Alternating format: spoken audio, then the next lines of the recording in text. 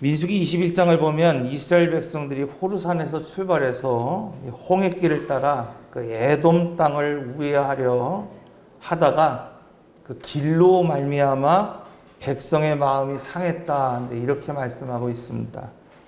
자, 여기서 그들이 마음이 상했다고 하는 이 단어를 살펴보면 짧다, 짧아지다, 이런 의미로서 그들의 생각이 짧아졌다는 겁니다. 그들의 시야가 좁아졌다는 겁니다. 그리고 그들의 마음이 조급해졌다는 걸 지금 말씀하고 있습니다.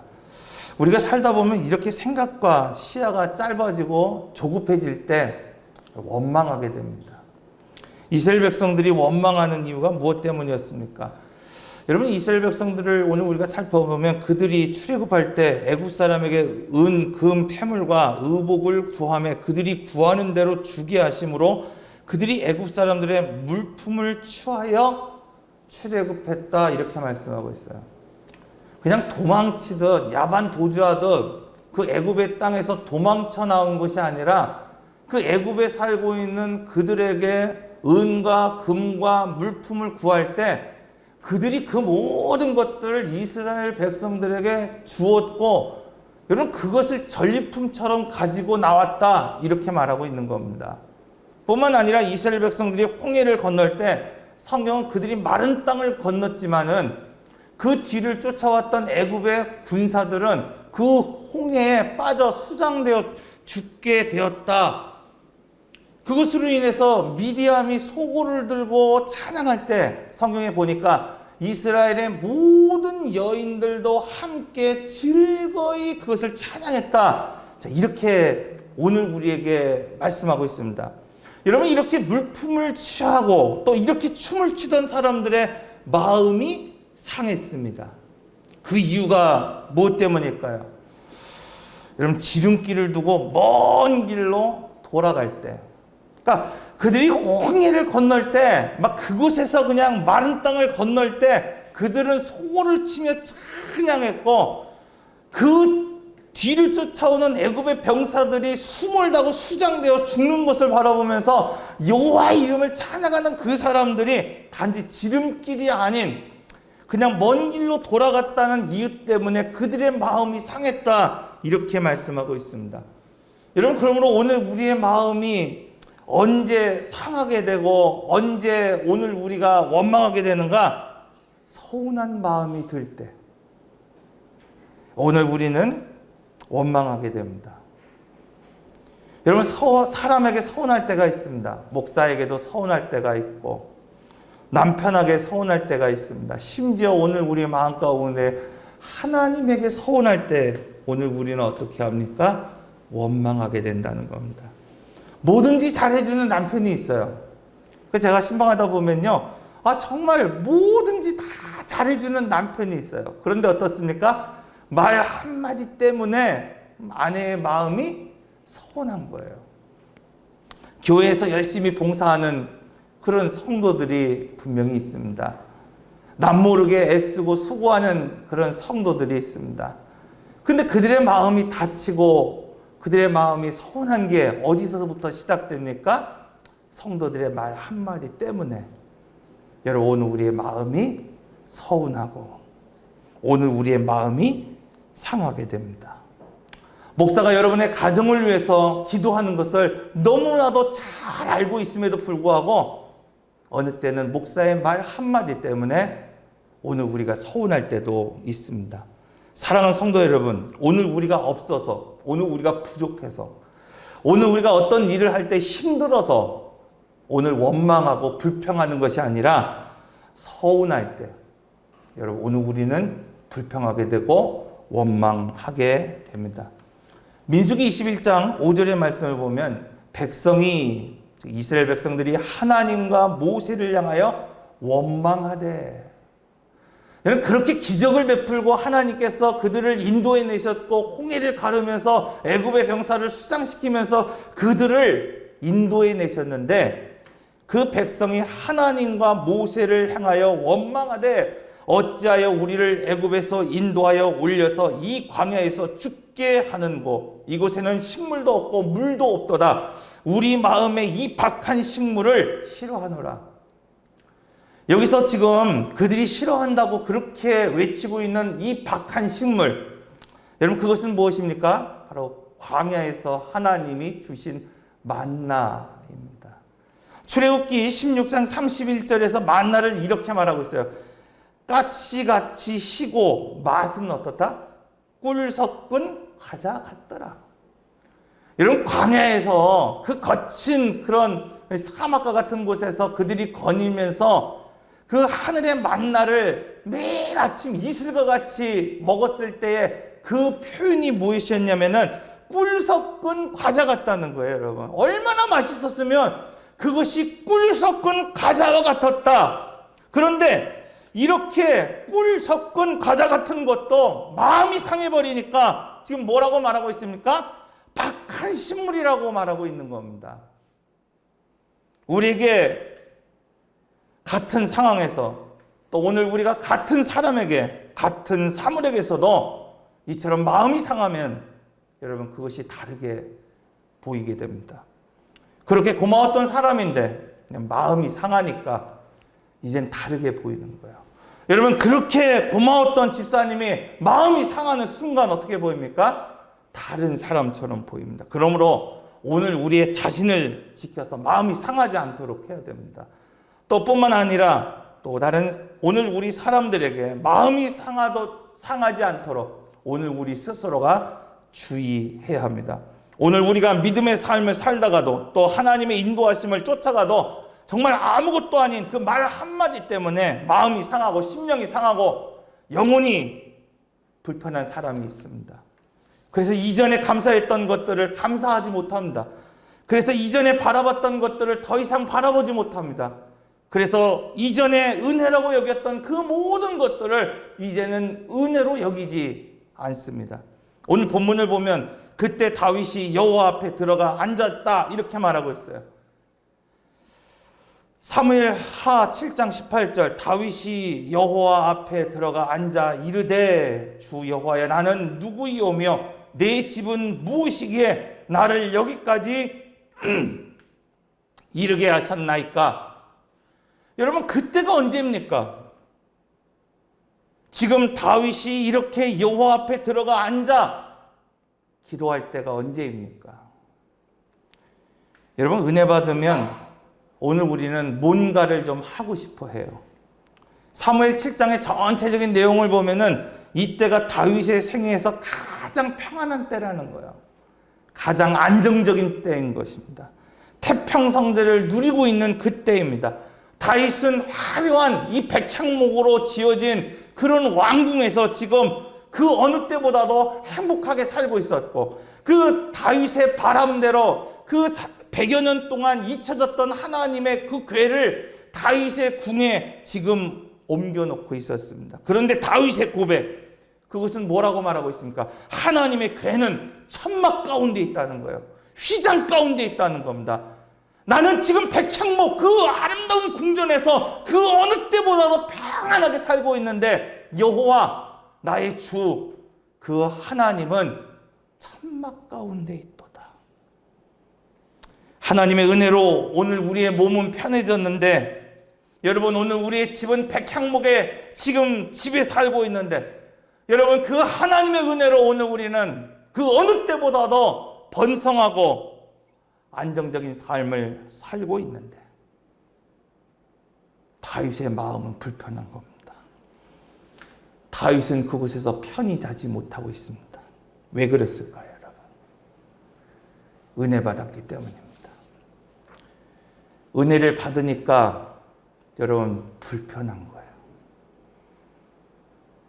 은혜를 받으면 어떻게 됩니까, 여러분? 얼마든지 오늘 우리는 백향목 왕궁에서 살고 그것을 누리며 살 수 있지만은 그럼에도 불구하고 은혜 받은 사람들은 골방 차디찬 그 방에서 나를 세우며 기도하는 사람들을 보게 됩니다.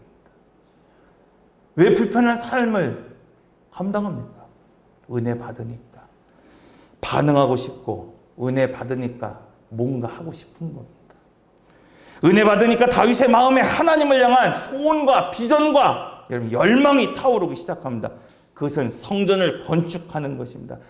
다윗은 자기가 거하는 백향목의 궁과 같이 하나님의 집을 지어드리기를 원하고 있습니다. 여러분 오늘 우리도 은혜 받으면 하나님을 향한 소원이 지금 생기고 하나님을 향한 비전이 생기고 하나님을 향한 열망이 여러분 생길 줄로 믿습니다. 저는 이번 코로나19를 통해서 정말 가슴 아픈 것이 있습니다. 그것은 이번 코로나19로 인해서 하나님을 향한 소원과 비전과 열망이 오늘 우리 가슴 속에서 점점 사라지는 것 같은 그런 안타까움을 여러분 오늘 우리가 보게 될 때 참 아쉽기도 하고 서운하기도 하고 거절당한 것 같은 느낌을 가지며 살아갈 때가 있습니다. 1년이라고 하는 시간 동안 우리 청소년부를 위해서 정말 많은 교사들이 수고해 왔습니다. 땀을 흘렸고 애썼습니다. 그런데 지금 이런 몇몇 학생이 그냥 뒤에 앉아서 지금 예배드리고 있는 그런 상황입니다. 1년이라는 시간 동안 여러분 이 찬양대에서 우리 지휘자 박경순 지휘자님 또 오늘 그 단원들 함께 얼마나 수고했습니까? 이른 아침부터 나와서 연습하고 오늘 우리 성도들이 다 가고 남은 그 시간에 연습하며 하나님을 예배하는 예배자로 서기 위해서 부단히 노력했습니다. 그런데 어떻습니까? 지금 이렇게 오늘 우리는 회중석에 앉아 있습니다. 이렇게 나의 소원과 나의 바람, 여러분 이것이 꺾일 때 오늘 우리는 어떻게 해야 되는 거예요? 다윗이 자기의 마음을 나단 선지자에게 알렸을 때 하나님의 대답, 그것은 내가 언제 다윗 너에게 나의 집을 지으라고 말했냐는 거예요. 내가 언제 이스라엘 백성들 어느 지파에게든지 내가 나를 위한 집을 지으라 말한 적이 있느냐? 나의 집을 지을 사람은 내가 아니라 따로 있다. 이렇게 단호하게 지금 다윗의 그 바람과 소원을 거절하셨습니다. 여러분 그렇게 자신의 소원과 바람이 꺾었고 거절당했습니다. 역대상 22장 8절의 말씀, 여호와의 말씀이 내게 임하여 이르시되 너는 피를 심히 많이 흘렸고, 지금 다윗에게 하시는 말씀입니다. 크게 전쟁하였느니라. 내가 내 앞에서 땅에 피를 많이 흘렸은즉 내 이름을 위하여 성전을 건축하지 못하리라. 내가 너가 열심히 헌신하고 수고한 거 알고 있지만은 내 이름을 위하여 성전을 건축하지 못하겠다는 거예요. 왜 그렇습니까? 너는 피를 많이 흘린 자라는 거예요. 성전을 건축하는 일은 참으로 영광스러운 일입니다. 만약 이스라엘 역사 가운데 그러한 영광스러운 일을 해야 할 사람이 한 명 있다고 한다면 여러분 그것은 당연히 다윗이어야 합니다. 그런데 하나님께서는 다윗에게 그 영광을 허락하지 않으셨습니다. 여러분 이처럼 은혜를 받고 오늘 우리가 하나님을 위해 무엇인가를 하려 할 때 우리의 길을 꺾으시는 것처럼 막으실 때가 있다는 겁니다. 사실 하나님 오늘 사람이 막는다 하더라도 여러분 하나님이 도와주셔야 되는데 하나님 막으시고 하나님께서 거절하십니다. 하나님을 위해 좋은 일을 해보려고 하는데 이것을 하나님이 막으셨습니다. 오늘 우리는 이것을 어떻게 이해해야 됩니까? 오늘 우리가 하나님을 위해 귀한 마음을 품고 여러분 그렇게 어려운 가운데도 하나님 앞에 헌신하겠다고 오늘 우리가 말하고 있는데 하나님께서 그것을 거부하셨습니다. 우리는 이것을 어떻게 생각해야 합니까? 그런데 다윗을 보면 이상하게도 이렇게 자기의 마음이 거절됐고 자기의 소원이 거절됐음에도 불구하고 이상하게도 그의 생각이 짧아지지 않았다는 거예요. 마음이 상하지 않았다는 겁니다. 그의 시야가 좁아지지 않았고 그의 마음에 서운함이 전혀 없었습니다. 이스라엘 백성은 그렇게 은혜를 받았음에도 불구하고 작은 것 하나기 때문에 지름길이 아니라 좀 돌아가는 길 때문에 마음이 짧아지고 서운해졌다. 꿀같이 단 그 과자를 박한 식물이라고 여겼습니다. 그러나 오히려 그때 다윗은 여호와 앞에 들어가 앉아 기도했다고 말씀하고 있습니다. 사랑하는 성도 여러분, 오늘 다윗과 같이 은혜가 막히고 오늘 우리가 무엇인가를 해보려 했음에도 불구하고 은혜가 막히고 사역이 막히고 여러분 헌신의 통로가 막힌 적이 없습니까? 그때 오늘 우리는 어디에 앉아 있습니까? 이렇게 코로나19로 인해서 어렵고 힘든 때 여러분 오늘 우리가 뭔가 좀 헌신하려고 했고 뭔가 오늘 우리가 좀 수고하려고 했는데 막힌 것 같고 거절당한 것 같을 때 지금 오늘 우리는 어디에 앉아 있습니까? 다윗은 여호와 앞에 들어가 앉아 기도했다 말하고 있습니다. 그렇다고 한다면 다윗이 여호와 앞에 들어가 앉아 기도한 이유가 뭘까요? 억울해서? 내가 그렇게 주를 위해서 하나님의 나라를 위해서 내가 이렇게 힘써왔고 내가 피 흘린 것 그거 나를 위한 피가 아니라 주를 위한 피였습니다. 주를 위한 헌신이었습니다. 주를 위한 수고였습니다. 변명하기 위해서 떼부리기 위해서 앉아있는 것이 아닙니다. 그가 여호와 앞에 앉아있는 이유 그것은 그가 하나님의 약속을 깨달았기 때문입니다. 사랑하는 성도 여러분, 하나님의 약속을 바라보고 하나님의 약속을 깨닫는 사람은 어떤 경우도 마음이 상하지 않습니다. 내가 언제 내 집을 건축하라 했느냐? 내가 언제 너보러 헌신하라고 했느냐? 언제 너보러 피 흘리라 했느냐? 내가 목동으로 있을 때나 사사기 시대 그 400년의 어떤 족속에게도 내가 그런 말을 한 적이 없다. 이렇게 말씀하셔도 그 마음에 서운함이 없다는 겁니다. 왜 오늘 우리가 서운합니까? 하나님의 언약을 깨닫지 못하기 때문입니다.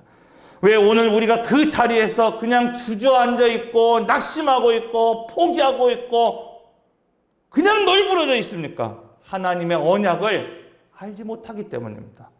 자, 오늘 본문의 말씀 14절의 말씀을 보면 이렇게 말하고 있습니다. 나는 너에게 아버지가 되고 너는 나에게 아들이 되리라. 이것을 오늘 우리는 씨의 언약이다 이렇게 말하고 있습니다. 그렇다고 한다면 이렇게 거절하신 하나님이 다윗에게 지금 이 씨의 언약을 하신 이유가 무엇입니까? 아무리 오늘 우리가 이 땅에 성전으로 세워진다 하더라도 아무리 오늘 우리가 이 땅에 하나님의 성소를 짓는다 하더라도 그것을 통하여 오늘 우리가 세상이 말하고 있는 어떤 위대한 왕조가 되어진다 하더라도 그것이 어떤 큰 교회가 되고 성도가 되었든지 중요한 것은 영향력을 잃어버리면 소용없다는 말입니다. 지금 하나님이 다윗에게 원하시고 바라시는 그 소원이 있다고 한다면 그것은 바로 이것입니다. 성전을 건축하는 일은 참 영광스러운 일이고 여러분 누구나 원하고 바라는 일입니다. 개척하면서 어떤 분들과 이야기를 나누다 보면 하나님의 성전을 봉헌하는 것이 일생의 꿈인 분들이 계십니다. 개척한 목사로서 저의 꿈도 성전을 봉헌하는 데 있습니다. 만약 여러분 저희 교회 성도들 가운데 그런 영광스러운 일을 할 수 있는 사람이 있다면 과연 그 사람이 누구일까? 그 생각도 해봅니다. 그런데 하나님 오늘 우리에게 더 중요한 것을 지금 말씀하고 있다는 거예요. 너를 통해 세울 가문. 지금 오늘 우리를 통해 세울 가문 그것은 단순히 너의 씨를 잇는 그런 생물학적 가문을 내가 세우기를 원하는 것이 아니라 하나님이 생명이 이어지는 가문을 세우겠다는 겁니다. 지금 여러분 다윗을 통해서 지금 말씀하시는 것이 무엇입니까? 너를 통하여 세울 그 나라는 단순히 지금 네 씨를 잇는 그런 왕조가 아니라 하나님의 통치와 하나님의 주권이 회복될 그런 메시아적 왕조를 내가 이 땅에 세우겠다는 거예요. 누구를 통해서요?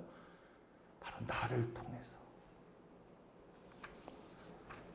그런데 여러분 낙심하며 그 자리에 주저앉고 그냥 낙심하며 포기하실 것입니까? 원망하고 이스라엘 백성들처럼 뒤돌아가실 것입니까? 아니면 다윗처럼 여호와 앞에 들어가 앉아 기도하실 겁니까? 사랑하는 성도 여러분, 나의 소원이 거절되고 나의 바람이 꺾인 것이 아니라 하나님이 나의 소원을 지금 이루어 주시고 하나님의 바람을 오늘 우리에게 소개하고 있는 겁니다. 하나님께서 나를 통해서 단순히 나의 씨를 잇는 가문이 아니라 하나님의 생명이 이어지는 가문을 지금 세우려 하실 때, 하나님께서 나를 통하여 단순히 그냥 내 씨가 이어지는 그런 생물학적 왕조가 아니라 적어도 하나님의 통치가, 하나님의 나라가, 하나님의 주권이 회복할 그런 메시아적인 왕조를 나의 자녀를 통하여 세운다고 하실 때, 지금 오늘 우리는 어디에 앉아 있어야 할까? 이것을 오늘 우리는 깊이 생각해야 됩니다. 이렇게 어려운 때에, 막힌 것 같은 때, 거절당한 것 같은 때에 오늘 우리가 앉아 있어야 될 자리가 어디인가? 오늘 우리의 다윗과 같이 여호와 앞, 그것이 오늘 우리가 앉아 있어야 될 자리가 되시기를 바랍니다. 기도하겠습니다.